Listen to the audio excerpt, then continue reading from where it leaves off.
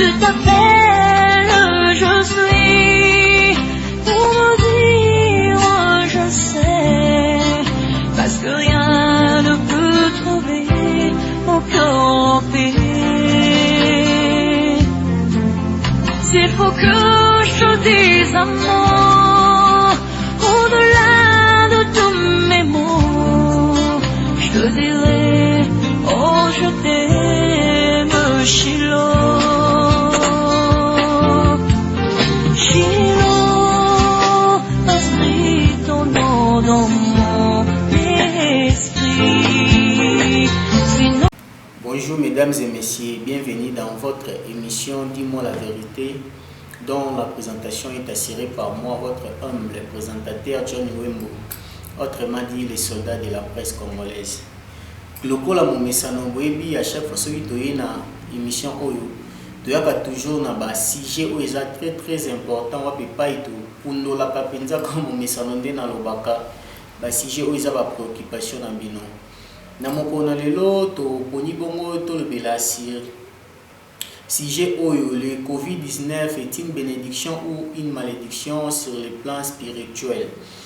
Bongo nazali ngai moko te, nazali toujours comme omesano na mosel na Nzambe pasteur Béni Onan Munana elongo na yende toko développer sujet oyo tokokota vraiment na profondeur, tokokundola penza, tokokota na mozindo toyeba na kobimisa bongo pole na esika molili ezali.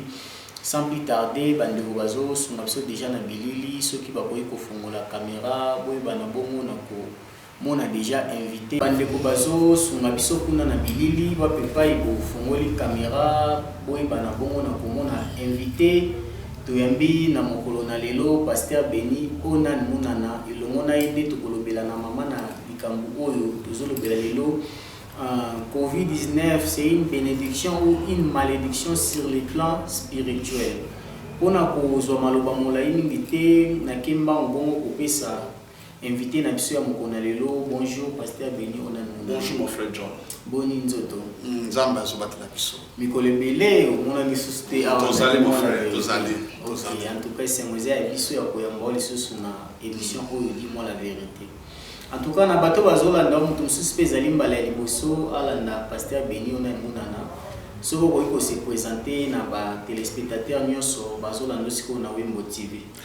Kombo na ngai pasteur Béni Onan Munana, église na ngai ezali sur De Villiers, croisement Léonard numéro 87. Tozali na Tafontaine, Johannesburg, Afrique du Sud. Comme l'église d'Angazali, Arche de la Restauration. Ok, merci beaucoup na présentation ya Monsel Nzambe. En tout cas, pour nous abandonner une façon, la meilleure façon de nous soutenir, c'est ceux qui vous allez s'abonner, vous allez partager, commenter, suggestions, sont en tout cas les bienvenus. Numéro ya Monsel Nzambe on affiché au bas de l'écran pour que vous pour nos questions, prières, délivrance, donc on se concernant interprétation des songes, tout ça. Ce que vous avez dit, le numéro est affiché au bas de l'écran. Pour solo là, pour ça on a bien question, on a préoccupation. Car le numéro est affiché, on a un numéro à WhatsApp. Car les mêmes numéros, on a un numéro d'appel normal. Donc si vous avez dit on est en contact 24 heures sur 24 heures. Donc il y a il est toujours au service de Dieu pour vous servir. Il est appelé l'homme de Dieu parce qu'il est en contact avec vous et avec le Saint-Esprit divinité. En tout cas, monsieur Nzambe par rapport à thème na biso ya mokona lelo na éviter au dia au conception na maman na likambutoza na. Bon, thème ezali coronavirus ezali bénédiction ou bien malédiction. En tant que pasteur, homme de Dieu, nazali na regard moko spirituel. Sur le regard spirituel, il y a coronavirus, ezali bénédiction. Ezali bénédiction, peut-être place au vent de corona boimba tebele, salami ba confirmer salami, mais la place de koufi, na kamuno c'est comme paralysé, ndeni pasteur que non coronavirus est sa bénédiction. D'abord, il faut comprendre c'est quoi la bénédiction et c'est quoi la malédiction.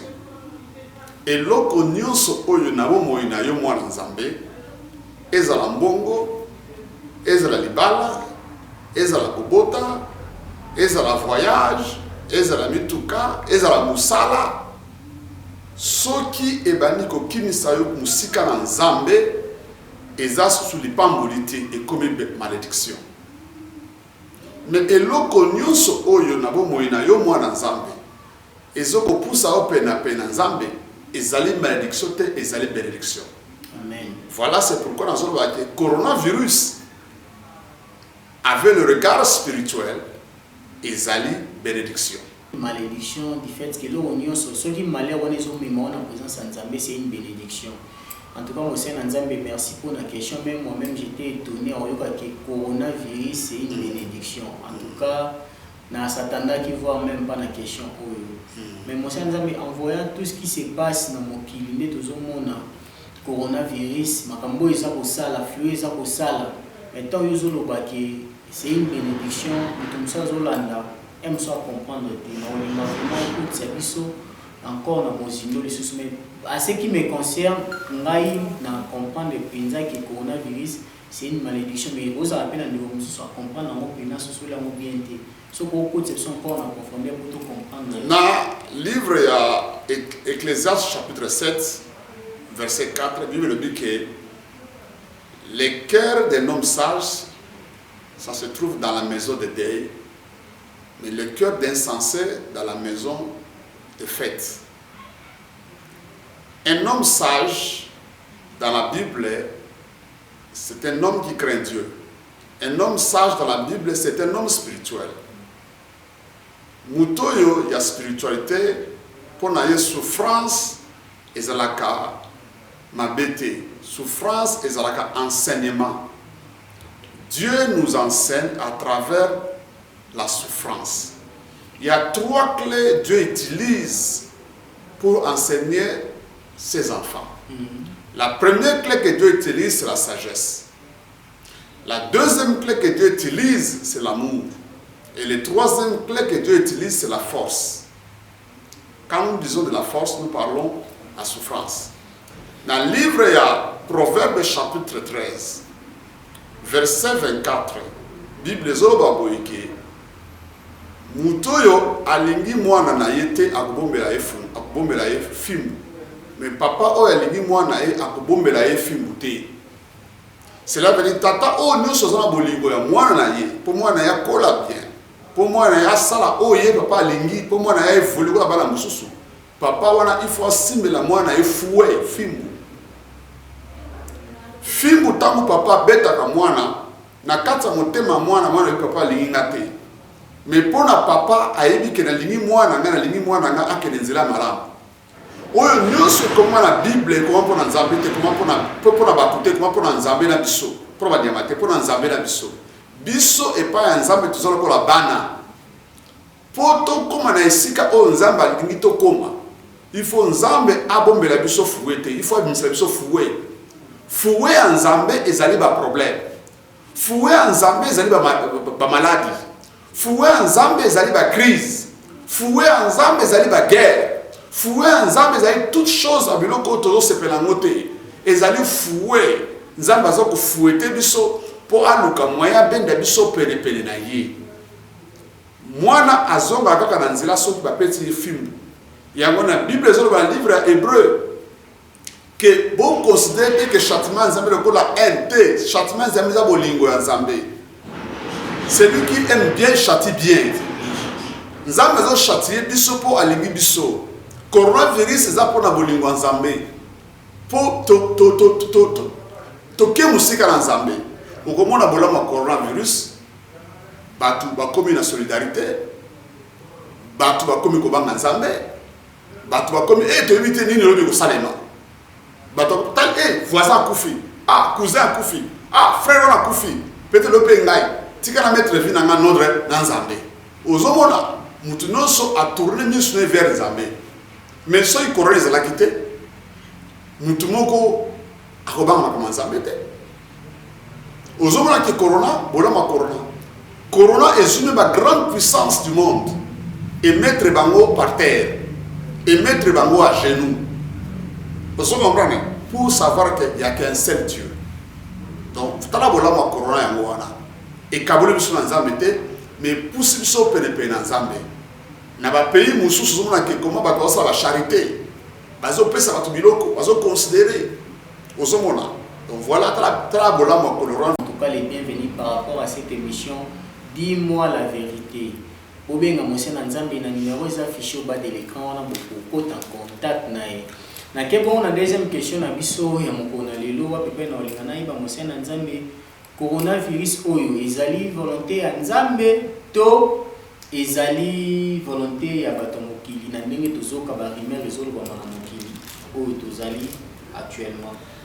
En tant que bosala nzambe nyonso tolobaka il faut utana loba nzambe. Bible ezoloba na livre ya Malachie chapitre 2 verset 7 dit que c'est à la bouche des sacrificateurs qu'on doit chercher la vérité. Vérité ba lukango na minoko basala nzambe. Et mosala nzambe on peut savoir sa vérité au regard des écritures. Dans le livre ya Amos chapitre 3 Bible ezoloba OK, quelque chose peut-il arriver sur la terre sans que l'Éternel Dieu en soit l'auteur? Est-ce que ezane loko ekokoya na mokili soki nzambe azali auteur na yango te? Lamentation chapitre 3 verset 38 nous le dit que n'est-ce pas c'est de la bouche du Très-Haut que viennent les mots et les biens. Ezali tena monoko ya Yahweh ma bepe bolamu ezoko kouta. Donc ezali eloko moko te na mokili ekoko salema sans que nzambe azala au centre, nzambe azala sima na yango. Ezali volonté ya nzambe. Mais volonté ya nzambe na biso bato eza différent. Na Bible na livre ya Esaïe 55 Bible ezoloba OK, mes voix ne sont pas vos voix et mes pensées ne sont pas vos pensées. Banzele la biso eza ya nzambe te. Makanisi na biso eza ya nzambe te. Oyo biso tozomona mabe, me yango nzambe azomona malamu. Oyo biso tozomona malamu, eza yango te nzambe azomona malamu. Donc, ezali nzambe. Na Esaïe 43 verset 7 Bible dit que ngai nzambe na sali na formé moi ngai nzambe na keli molili ngai nzambe na sali bolamu pe ngai na keli bitumba mosusu azate Satana azali serviteur ya nzambe. Peut-être que vous baku oui mais na koyebisa yo amoke mon peuple périt faute de connaissance. Luka boyebi Satana kosa eloko moko te na volonté na ye. Nyonso esalamaka na mokili oyo butu moi nzambe azalaka na nsima na yango pe nzambe ezali volonté na ye. Voilà. En tout cas monsieur na nzambe nalinga ozana parce que okundolaka penza. En tout cas tu comprendre malamu ki ezali volonté ya nzambe. Ezali volonté ya bato mokili parce que mokonda azali maître ya univers. Il dit que volonté ezali ya ye. Bandeko balanzi bino bato bozolanda biso siko na kati ya Wembo TV toza awa na pasteur Denis pona nunana. Nazobandela toujours koloba par rapport à votre préoccupation, appelez l'homme de Dieu sur le numéro qui est affiché au bas de l'écran. Ba prière, ba question zanango likammo songolo tu veux partager avec l'homme de Dieu, le numéro est affiché. Les mêmes numéros là c'est pour le WhatsApp, les mêmes numéros là c'est pour l'appel normal. Si vous appelez l'homme de Dieu, beaucoup en communion nae, en contact nae, pour solo la azali en ligne 24 heures sur 24 heures dans son bengi azali disponible pour répondre à nos préoccupations. La meilleure façon de nous soutenir, c'est celui qui vous aimer, vous partager l'émission et comme la peine de Komoussous, en tout cas, il y a ça la biso, il y a ma casse. Monsieur Nanzambe, nous continuer toujours dans le cadre de l'émission, dis-moi la vérité, na maman, na sujet, toujours le Beladelo, le Covid-19 est une bénédiction ou une malédiction sur le plan spirituel. Voilà. Alors, la deuxième question, répondre à ce qui nous sommes tous comment les alliés volontaires en Zambie. Parce que nous avons ce point de vue, nous avons non, les alliés fin du monde, les alliés 666, vaccin, marque de la bête. Barimeur, nous avons tout autour de la Covid-19. Point de vue, nous avons la ligne. Bon, mutu alobaka oyo azomona wana c'est la spéculation mais biso en tant que basala nzambe nde na lobi wana livre ya Malachie chapitre 2 verset 7 que c'est à la bouche du sacrificateur qu'on cherche la loi la connaissance connaissance baluka ngona monoko bato na basala nzambe pour basala nzambe baza ba représentant Yahweh mokili awa nyonso wana ezali ba spéculation coronavirus c'est une arme que Dieu a utilisée tout simplement pour rapprocher les humains ou l'humanité auprès de lui. Même Bill Gates, même tous les scientistes, soit les basali et l'eau na volonté na bango. Amos chapitre 3 verset 6, quelque chose peut-il arriver sur la terre sans que l'Éternel Dieu en soit l'auteur? Nzambe aza auteur de nous. Donc nous sommes des spéculations. Et la marque de la bête, et la marque de la bête. Pour la marque de la bête, c'est quoi? C'est la marque de l'homme qui n'a pas le Saint-Esprit en lui. Marque de la bête, marque de la bête de ce côté en Okala. Les actes du coronavirus, oui. Marque de la bête de ce côté. Parce que David a dit que tout homme qui n'a. J'étais comme un animal quand je ne te connaissais pas. Moutoune Sozana Molimo Santo Katinaïte, c'est un animal. Marque la bête, les ali marque au Nyo Sobato Bazani Molimo Santo. Donc marque la bête, c'est contre la mokala. Et coronavirus, les gens ont fait du monde. Tu peux parler sur la pointe de Sovana, c'est quoi la fin du monde? La fin du monde, ce n'est pas la fin des guerres du mais nous allons parler de la fin du monde au regard des Écritures. Parce que nous devons savoir que Dieu est esprit. Et sa parole est spirituelle. Donc il faut dans très bien. Donc voilà, le coronavirus a fait du monde. Et ça dit qu'à un moment où Nzambe avait mis biso pour tout goumamenayer, tout reconnaître. Donc voilà, parce que tout côté qui mingi na kata distraction.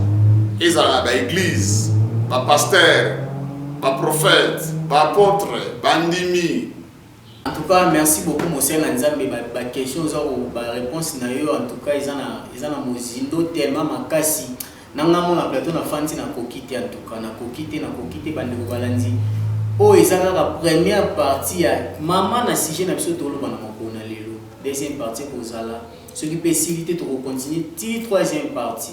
Mais ce qui vous a vraiment na posa bo ka deuxième partie ya sujet to za ko lobato ya temo to za ko loba. Ou benga monsieur Nzambe na numéro est affiché au bas de l'écran, si vous bengez beaucoup en contact, vous avez beaucoup solo la makambo tellement ébélé. Et c'est Mozart Yanga et on a un pasteur béni parce que, en tout cas, sans flatter, cet homme de Dieu a des connaissances, a des valeurs. Donc, ce sont des gens que nous devons aussi protéger. Donc, ce sont des valeurs vivantes au photo battre la tout protéger. Pour ça, nous avons bien que tout le monde soit dans un message ni particulier aux alaki na moya ko bisaba na nzambe. Par rapport à thème où tous en a Covid-19, on a vu tout zoom. Le la première partie, deuxième écho, la suite aussi deuxième et troisième écho. Il y a tout fou, la tout tient main. Bon, yom to vous êtes d'accord l'andangai, yom to zoom bolo l'andabiso. Na yom soka ki kobanga te, kobanga et yaka parce que ignorance est allée. Bible le dit que mon peuple périt faute de connaissance. Ignorance et botaka crainte, kobanga te. Pour ça, on a le cas connaissance. Pour ça, on a peu importe le problème, la difficulté, mariage, kobota, bana, kolia, kolata, nous sommes les autres parce que aux âmes c'est mais ce qu'on pousse les pénépéna yawe, au komona, espace on a diable à cause de la carte à vie na yo, et cause de la société, nzamba pour remplacer place on a automatiquement bonheur parce que la gabiso ka la leçon pour vous enseigner de rapprocher près de notre Père.